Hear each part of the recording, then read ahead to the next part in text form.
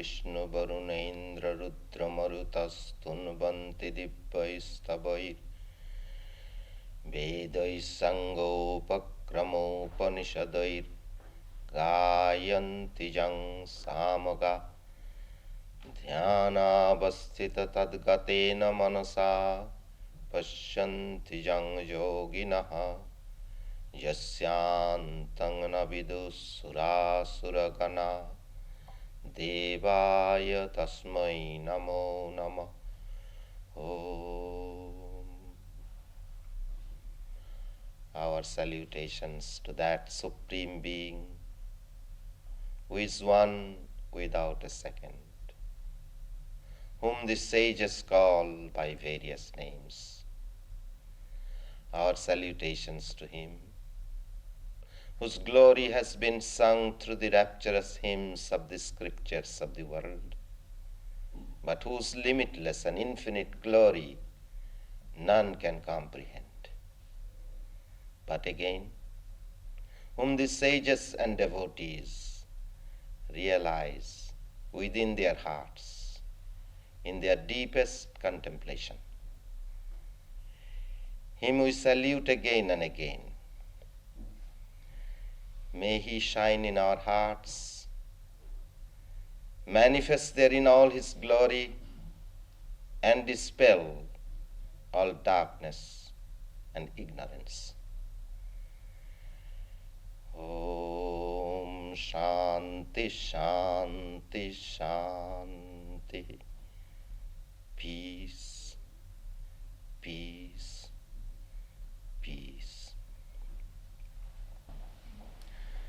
I am going to speak to you this morning on reincarnation and immortality. An imagery comes to my mind of a young man walking the street with a heavy load on his back.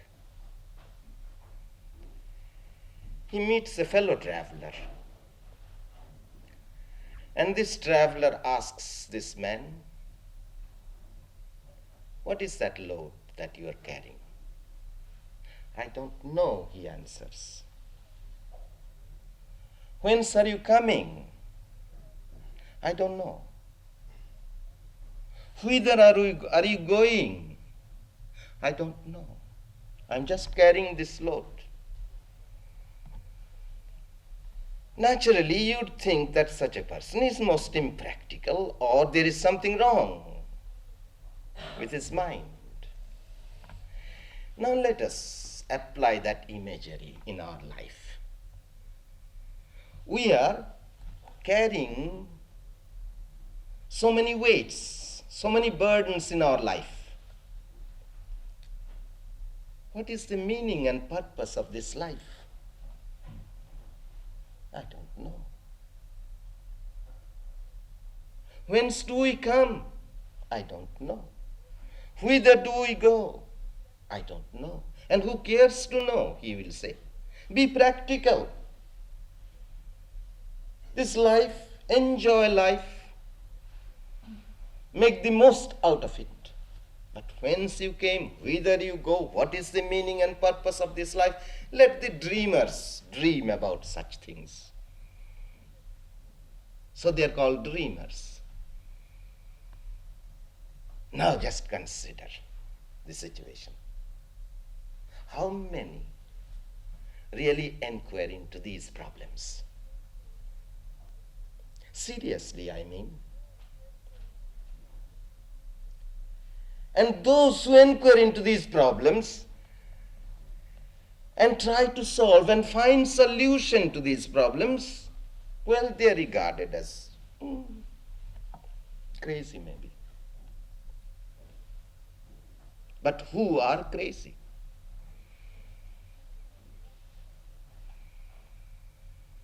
You see, it is the holy man who has solved these problems, who has realized and experienced the truth. Such a man alone is an integrated person.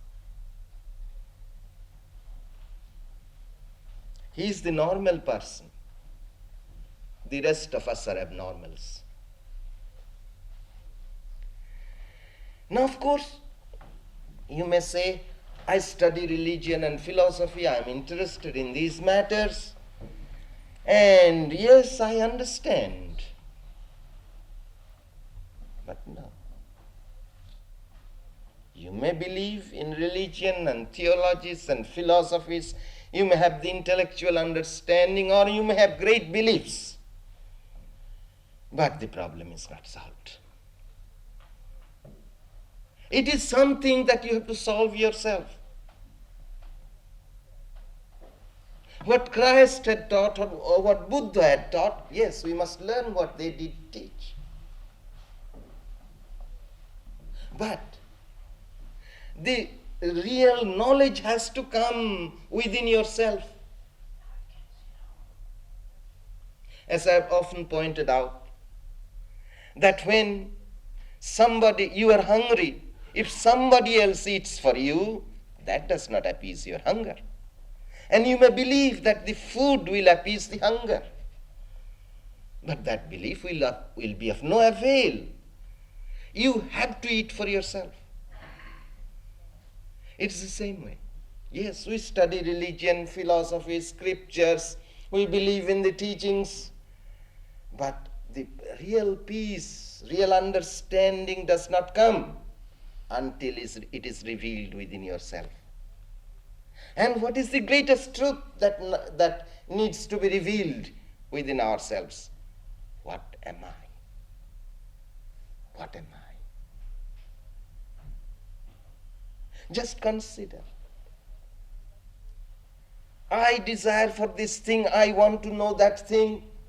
I, always. Our whole world is centered around this I. But how many of us inquire into, what am I? You know, a Vedantic teacher, when somebody would come to him and inquire, Holy Sir, tell me about this.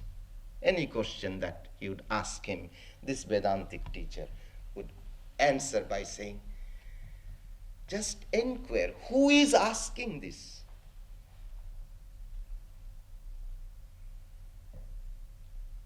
And that is the thing. And you see, when you hear about the truth of God, truth of the self, what is the ultimate truth? That God, that self, immortality, these are matters of experience. You may hear you are immortal. You have no death.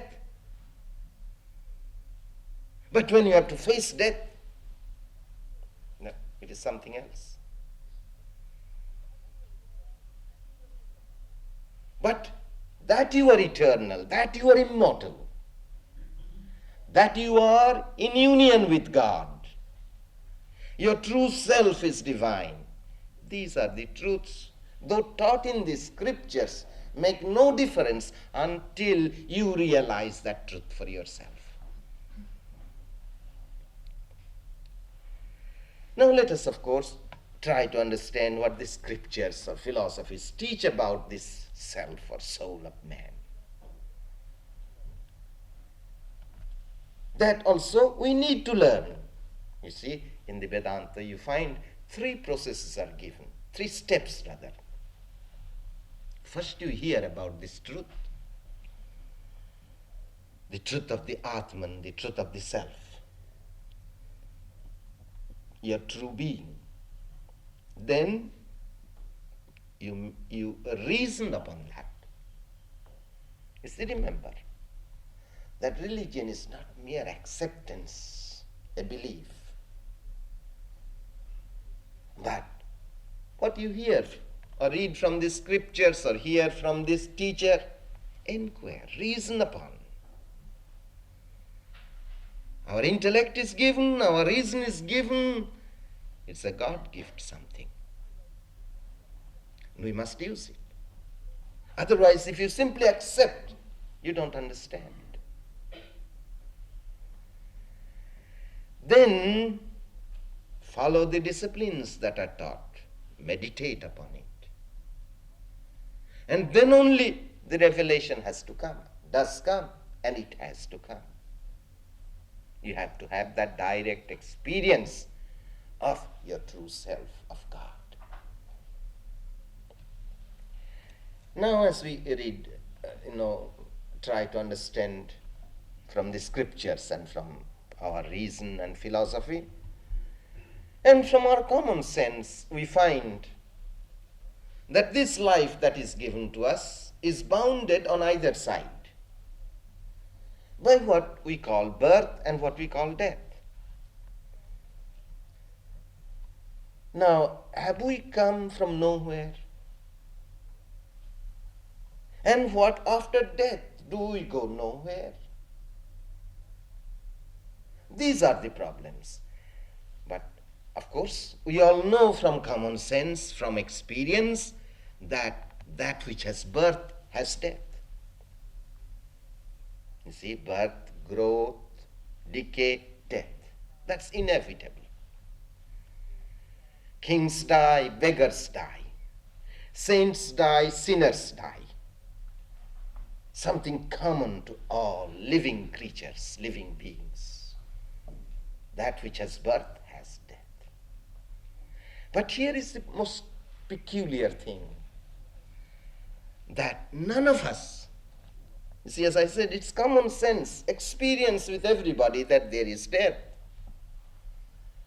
But it's a very marvelous or most unsoluble thing that none of us believes in death. Yudhishthir, one of the great sages, was the older brother of Arjuna, that disciple in the Gita. He was asked a question one time, what is the greatest miracle? And his answer was this: the greatest miracle is this, that we see people dying all around us, but none of us ever believes that I will die. That is the greatest miracle. You see, you cannot believe it. You see dying every day. But when it comes to you, oh no. It's impossible, you see, psychologically to think that we shall be dead. Because you have to exist in order that you can think of that annihilation. So this very experience proves that there is no death. Undying. Now let us see what the scriptures tell about it. In the Gita, we read how Sri Krishna said, "Then there was never a time when I did not exist, nor you, nor any of these kings, nor is there any future in which we shall cease to be." Then in the teachings of the Bible, we hear Christ saying, "Before Abraham was, I am." Now, of course, here we come to the problem, or the truth, that life extends to a beginningless past, and life extends to a ceaseless existence, to the future. And of course, this theory that we existed in the past is something rather new to the Christian world. In the present age, not quite new, because the Christians and Jews believed in pre-existence and reincarnation. But as it is taught today, the first birth theory only start. That is, this is our first beginning. This is the beginning. And the creation also has a beginning, which ideas, of course, are just childish. Now, you see, if we have a beginning, this is the first birth, then I'd say this is also the last birth. But of course, no religion is worth the name unless it believes in immortality of the soul. That's a principle or a truth that is taught in every religion. So, in Christian theology, you find it is brought out how though we are born for the first time, God created us for the first time, but He endowed our soul with immortality. It is a miracle of God. Granted. Then God is responsible for all the differences that exist in this world. Some are born poor, some are born rich, some are born physically disabled, some are born with health. Then again, some are born morally blind, some are born with greater unfoldment. Who is responsible? And this same problem was tackled in India by the Indian philosophers. And they pointed out that if we admit that we did not exist in the past, that this is our first birth, then, to quote a great seer philosopher of India, Shankara, passion and malice would have to be attributed to God, which attributes would be contrary to the essential goodness of the Lord. The fact is that beings are born according to the merits and demerits of the past. You see, if you consider, as Kant, the great philosopher, tried to consider, and of course, he believed in immortality, and then he tried to find justice and moral government in the world. And he pointed out that how good deeds, good thoughts bring happiness, evil deeds, evil thoughts bring suffering and misery. In other words, he also propounded something like the Hindu law of karma. But then he said that in practical life we see that sometimes good people are suffering. They are doing good deeds, they are thinking good thoughts, they are living correct, moral, ethical life, but they suffer. And we find persons who are wicked, evil, doing all kinds of evil deeds, they are enjoying life. Now Kant, bringing the same question, stating the facts, he tries to answer by saying that so there is reward in heaven and punishment also. And these people who are good people and who are suffering in this present life will be rewarded in heaven. And those who are doing evil deeds, though they are enjoying in life, they will be punished in the next life. But you see, sometimes the greatest intellects also make such fallacious statements that even a child could find their mistakes. You know that, how it happens. And in this case, Kant made such a mistake. It's enjoyment of suffering that we have experienced in life. It's not a cause, it's an effect. And how can you put the cause later? So it is putting the cart before the horse. There must be some reason, some cause previous to our experience of happiness and suffering. It must have existed in the past. God cannot be made responsible. Furthermore, psychologically speaking, as the great thinker and philosopher, and I'd say a seer philosopher of the West, Plato. He pointed out that what is knowledge but pigeonholing, recollection? You see, if the child were born for the first time, naturally his mind will be like a blank sheet of paper. And in fact, one great philosopher of the West, Locke, pointed out that every child is born with his mind like a blank sheet of paper, tabula rasa. And then, of course, later philosophers and psychologists pointed out that if the child's mind was born like a blank sheet of paper, it would remain a blank sheet. He cannot gather experience.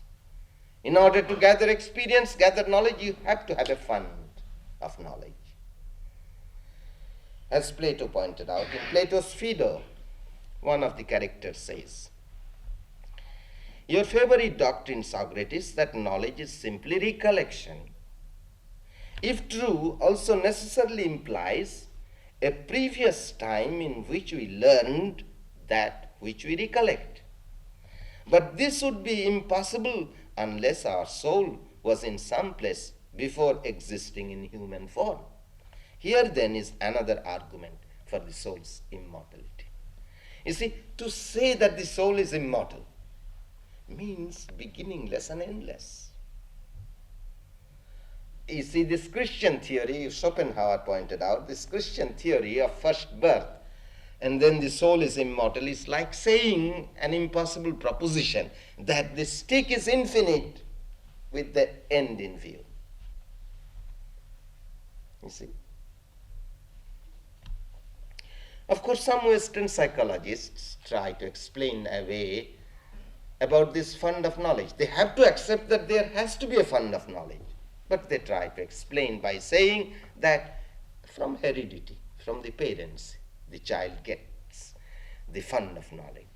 But then again, another scientist pointed out, Dr. August Weismann, an organism cannot acquire anything unless it has the predisposition to acquire it. And where does he get that predisposition to acquire it? Now, in this connection, I'll quote another great scientist, Thomas Huxley. He says, "None but hasty thinkers will reject it," that is this reincarnation, "on the ground of inherent absurdity. Like the doctrine of evolution itself, that of transmigration has its roots in the world of reality." Now, of course, there is one objection that is brought forth again and again, that we do not remember. None of us remember our past. But the answer to that is memory the criterion of existence? Do you remember as babies? Does that mean that you did not live as babies? So memory is not the criterion of existence. And then it is pointed out that it's a blessing that we do not remember. Now, of course, those in the West who believe in reincarnation, there are many who believe in reincarnation. And they always are incarnations of high priestesses from Egypt or somebody, Joan of Arc. I have met so many Joans of Arc in the West,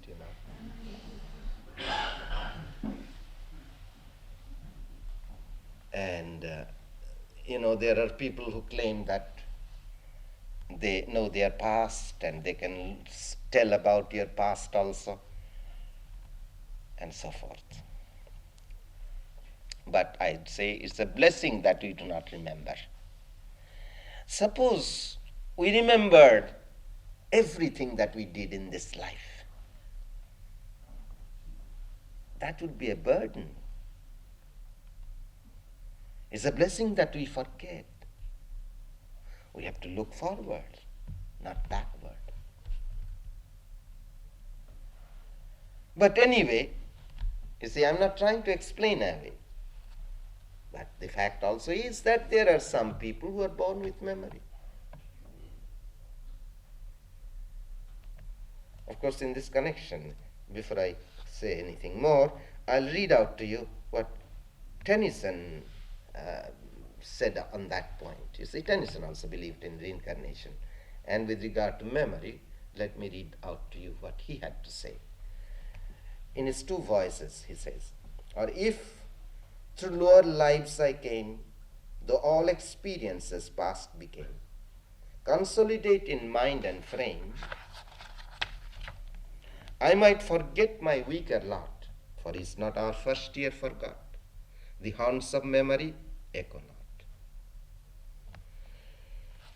Now you see, there are some who are born with that memory.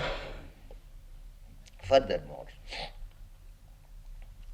that memory can be revived. In fact, there comes a stage in our life, in our growth, spiritually, when many of the past lives come to you like shadows, like pictures on a screen. See, then you can bear all that because you see them objectively.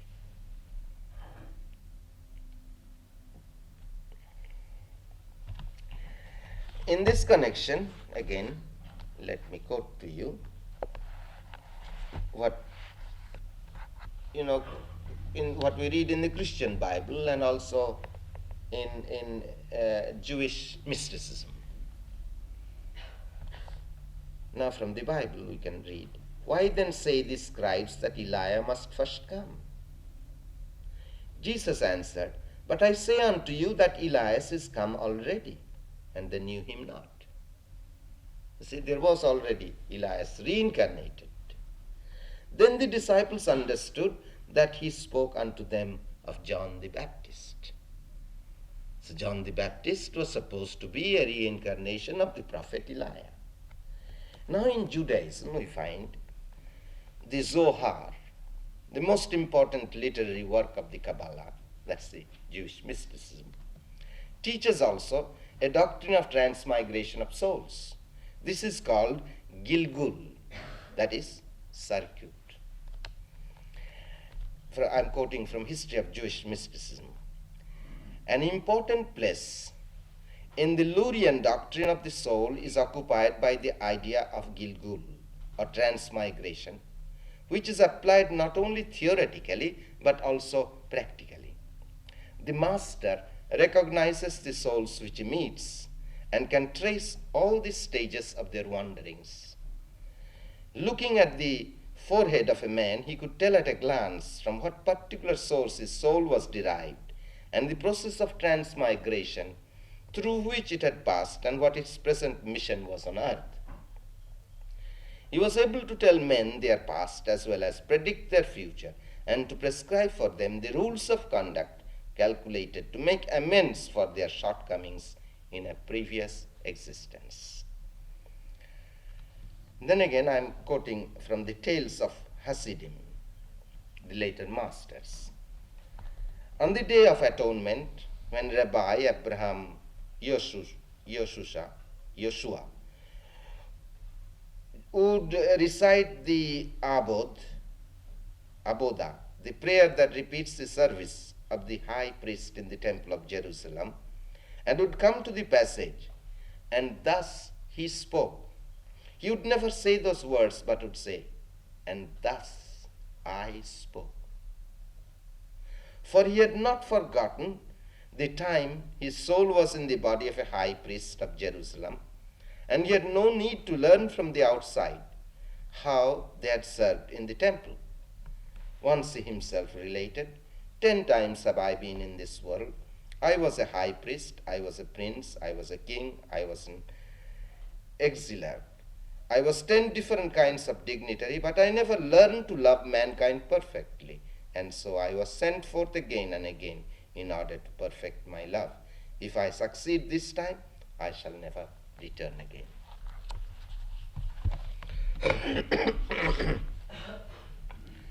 Now, next to consider what is death and what happens. Let me quote to you the Hindu scripture, the Bhagavad Gita. Just as the dweller in this body passes through childhood, youth, and old age, so at death he merely passes into another kind of body. Worn out garments are shed by the body. Worn out bodies are shed by the dweller within the body. New bodies are donned by the dweller like garments. So, death means just the death of this physical body. And then we wear new garments. And so, this is what is known as reincarnation. But we have not yet come to what really is meant by immortality and what happens after death. Now, first I will tell you what happens to most people ordinarily. You see, we are not all the same, and the destiny is not the same. We are guided by the law of karma. What we sow, we reap. And so our present life is the result of our past, and our future again, we are creating our future. It's up to you. Now, as long as we live within the ignorance, we live within the law of karma. And we have good births and bad births according to good deeds or evil deeds. Now here I shall quote to you a passage from the Upanishads. This vast universe is a wheel. Upon it are all creatures that are subject to birth, death, and rebirth. Round and round it turns and never stops. It is the wheel of Brahman. As long as the individual soul thinks that it is separate from Brahman, it revolves upon the wheel in bondage to the laws of birth, death, and rebirth. But when through the grace of Brahman it realizes its identity with him, it revolves upon the wheel no longer. It achieves immortality. Thus it brings out clearly this point, that we are subject to this birth, death, and rebirth. Go round the wheel of birth, death, and rebirth again and again, as long as we live in ignorance. But the moment we learn what our true self is and what God is, in other words, when we reach the union with God, then we revolve no longer. But this reincarnation, therefore, is not the end. Reincarnation, or you are born again and again in order that you are given opportunities again and again to wake up from this dream, from this sleep. You know, here is the funny situation. Those who believe in reincarnation in this country, they like it because it teaches, oh, we shall be back again and again.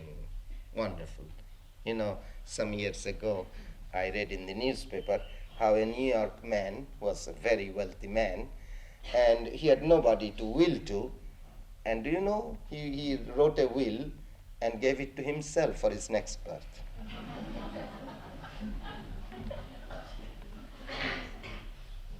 And I know of a teacher of reincarnation, you see. I generally don't like to talk on this subject because it is so misunderstood. But anyway, a teacher who was teaching reincarnation, said, how I'd love to come back again and again. What a wonderful world this world is. You see, romanticizing everything. But you see, those of us who believe in reincarnation would like to get out of this wheel. Because after all, we come back again and again. What is it you have? You have only 5 senses. And with those 5 senses, how many objects you can enjoy after all? And then you see, the body gets weak, and then you have delicious food to eat, but your stomach cannot digest. You see, you have all the objects of enjoyment at your command, but poor fellow, you just can't, the body can't do anything about it. And so, what are you going to do by coming again and again the same things? Yes, this nature is given to us. It has two purposes.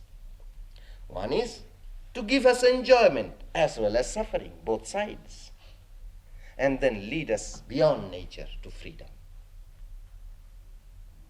But you see, you may say, we have come, we must experience. Yes, experience. But do not get stuck. That is the point. There is a saying, bee came to suck the honey, but its feet got stuck. Or we want to read a book, and go pages after pages, but instead of that, you are stuck in one page. So what experience are you getting, and what experience can you get with your five senses? Same things repeated. And so, again, that dispassion has to come. And then you turn back towards God. And you reach immortality. Now you see, for instance, when Christ says, I am the resurrection and life. There is life anywhere, in the senses. And you continue to exist anyway. But it is Christ, it's God who can give you that eternal life when you come to Him. You see, the word resurrected, that has a great meaning, really. And I think it was used by Plato first. You see, we are buried in ignorance, he said. And we have to be resurrected from this ignorance. Now, let us try to understand. You see, what is man? Is the spirit. Is God. Kingdom of God dwelling within. You are the Atman, which is one with Brahman. Your true self is divine. But you have sheaths of ignorance. And you are encased in sheaths, physical, subtle, and causal. You see, mind, senses, and the sense of ego. As long as you identify yourself with these sheaths, so long you remain within the law of karma and go around the wheel of birth, death, and rebirth.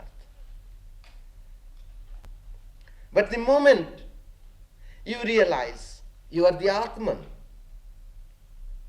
and not the mind, not the body, you see, and then you are no longer the doer. It is the mind, the senses, the body act. You are the witness.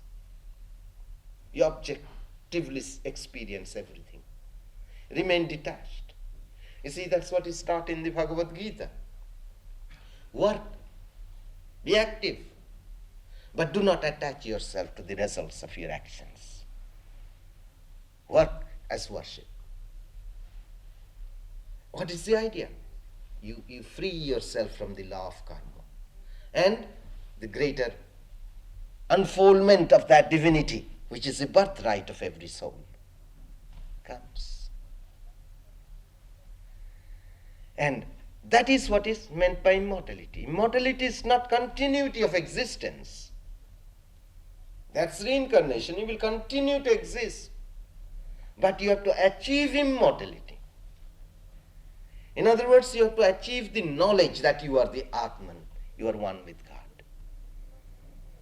Of course, that knowledge, again, is not an intellectual understanding, not a faith, but an experience, as I pointed out. And that experience is called transcendental or superconscious.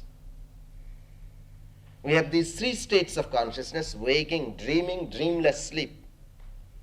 And when we are awake, this waking, so-called waking state, we are conscious of our physical body, physical sheath, we are conscious of our mental sheath, subtle body. You see, and causal body, the sense of ego is there. Then we go to sleep and we begin to dream. We are free from the consciousness of the physical sheath, but we are bound within that mental and causal sheath. Then again in deep sleep, still there is that causal sheath. The mind is not functioning there in deep sleep. And just the causal sheath is there, pale of ignorance and darkness.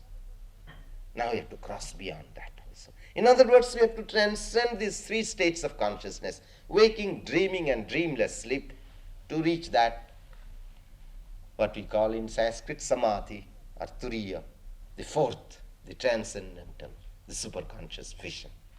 And once you attain that vision, you have the vision of the spirit. And it is religion or Christ or God who can give you that immortality, is the experience of God, is the experience of that eternal Christ within our own hearts, and which we attain that by transcending these three states of consciousness and attaining the fourth.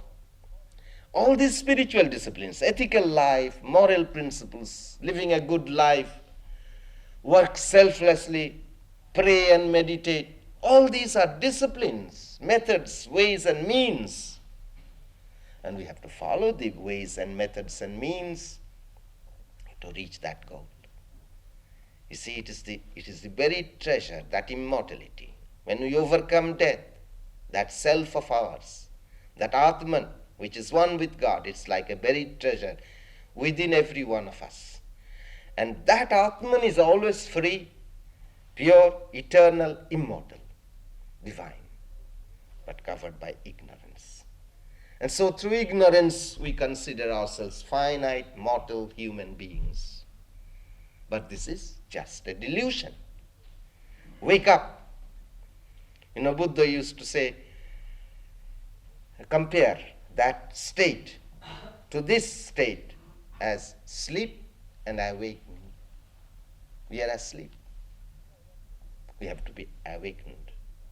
Now, one question in this connection: what about the law of karma? It points out in the Gita. The blazing fire turns wood to ashes. The fire of knowledge turns all karmas to ashes. On earth there is no purifier as great as this knowledge. When man is made perfect in yoga, he knows its truth within his heart. Om Hari Om. Om Asato Ma Satgamaya Tamaso Ma Jyotirgamaya Mrityor Ma Amritangamaya Abir Maidhi Rudrajatte Dakshinang Mukhang Te Namang Pahi Nityam. Oh, lead us from the unreal to the real. Lead us from death to immortality. Lead us from darkness to light. Light us through and through, and guide us evermore with thy loving presence. Om Shanti Shanti Shanti. Peace, peace, peace.